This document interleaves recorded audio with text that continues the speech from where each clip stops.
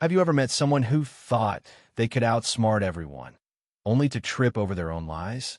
In a bustling toy store in downtown Seattle, Karen believed she'd cracked the code to cheap toys.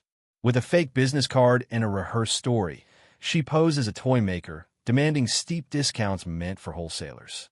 Her plan seemed flawless until the clerk, a sharp-eyed young woman named Mia, turned the tables in a way never saw coming. What unfolded was a clash of wits, a pile of broken toys, and a lesson in greed that left everyone talking. Strutted in a toy haven on a busy Saturday, her purse swinging like a badge of authority. She wore a flashy blazer, her hair pinned tightly, exuding confidence that bordered on arrogance. "I'm a toy maker," she declared to Mia, sliding a poorly printed business card across the counter. The card read, "Hoas Handcrafted Creations," but the font was Comic Sans and the edges were frayed. Mia, a college student working part-time, raised an eyebrow but said nothing. Hoas' voice grew louder, drawing stares from parents and kids nearby. "I need your wholesale prices. I buy in bulk for my workshop." Mia scanned the card, her lips twitching. She'd seen her share of chancers, but Hoas' audacity was next level. The store's policy offered 40% off for verified toy makers, but Hoas' story had holes. Her workshop address was a strip mall, and her email ended in @yahoo.com. Still, Mia played along. "Sure, ma'am. Let me check the system." She tapped her computer, stalling, while HOA piled her cart with expensive Toys remote-controlled cars, deluxe dollhouses, and limited edition action figures. The total was over $800, but with the discount, HOA expected to pay half. Behind the counter, Mia's manager, Mr. Thompson, overheard the exchange.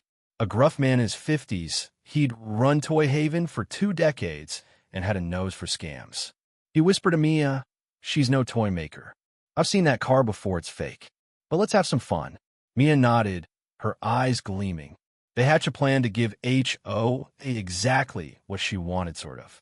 Instead of the pristine toys HOA had picked, they'd swap them for defective stock from the back, all marked final sale. These were toys returned for broken parts, missing batteries, or cracked casings sensible to honest customers, but perfect for this lesson. As HOA prattled on about her craft, Mia slipped into the stockroom. She grabbed a box of misfit toys, a dollhouse with a caved-in roof, a truck with a stuck wheel, and action figures with missing limbs. Each was labeled Final Selena Returns. She rang them up, applying the 40% discount, and bagged them carefully to hide the damage. HOA, oblivious, beamed as she paid $480 for what she thought was a steal. "You're lucky to have a client like me," she said, tossing her hair. Mia smiled tightly. "Oh, we're thrilled, ma'am." The truth unraveled that evening at Hoa's house. She invited her book club 6 women who'd heard her brag about her toy empire to see her haul. As she unpacked, her face fell. The dollhouse collapsed into splinters.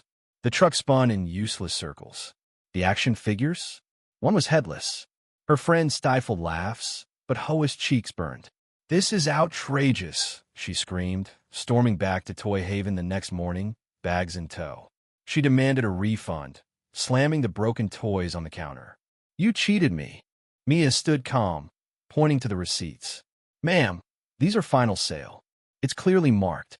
Hoa's voice rose, echoing through the store. Customers paused, phones out, recording the meltdown. That's when the twist came. A soft-spoken woman in the crowd stepped forward. "I know her," she said. It was Lynn, a former co-worker of Hoa's from a craft store. "She's no toy maker. She got fired for lying about sales numbers." The crowd gasped, and HOA froze. Lynn's revelations stripped away Hoa's facade, exposing her as a habitual liar. The confrontation escalated. HOA cornered Double Down.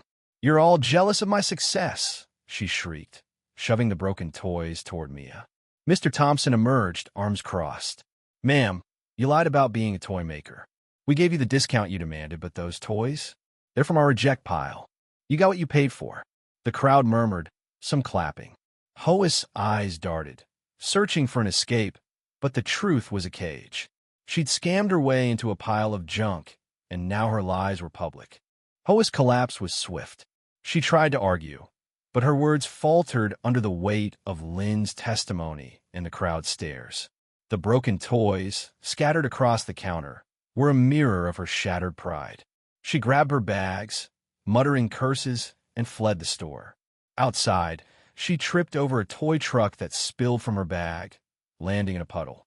The crowd erupted in laughter, and someone posted the video online. By evening, Hoa's toy scam was trending locally, with comments calling her out for greed. Back at Toy Haven, Mia and Mr. Thompson high-fived. They protected the store's integrity and taught Hoa a lesson she wouldn't forget. The broken toys were donated to a local art program, where kids turned them into quirky sculpturisa, small victory for creativity over deceit. Hoa, meanwhile, stopped bragging at her book club.